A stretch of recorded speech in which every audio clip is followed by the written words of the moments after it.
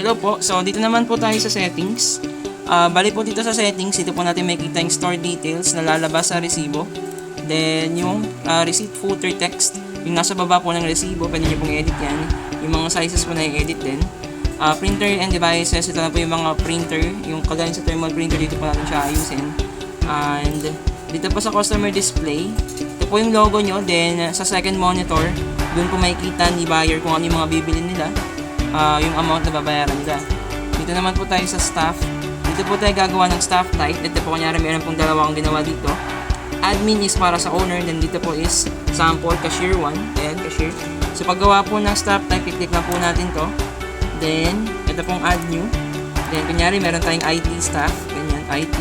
Kaya select nyo na po kayo ng mga pwedeng gawin ni IT dito. Ayan, then pagtapos na kayong set ng mga restriction nila, click nyo na po yung save. Then, ayan po, may panibago na po tayong staff type. Then, pag-a-assign natin, gagawa natin sila ng username. Kunyari, IT. Pangalan nila, ay password pala. Yung magiging pag-login nila pag mag-troubleshoot sila. Kunyari sa mga IT, ayan. Ayan, fill up lang natin, pangalan, apelido, kunyari, ayan. Then, dito, may drop down dito. Dito po lalabas yung mga staff type na ginawa nyo. Click nyo lang po yung IT. Ayan. Ito pong allow key code naman to para sa mga cashier po to. Pag ayaw nyo silang nag-void transaction, lalagyan po natin ng key code and then yung key code na i-assign nyo para doon sa cashier na yun. Para pag mag-void sila, tatawagin nila kayo. Then, iba-bypass nyo lang po dito. Ayan, user bypass.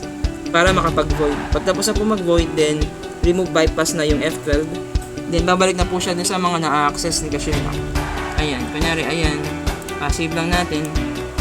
Then, ayan, nakikita nyo, meron na tayong bagong stop dito.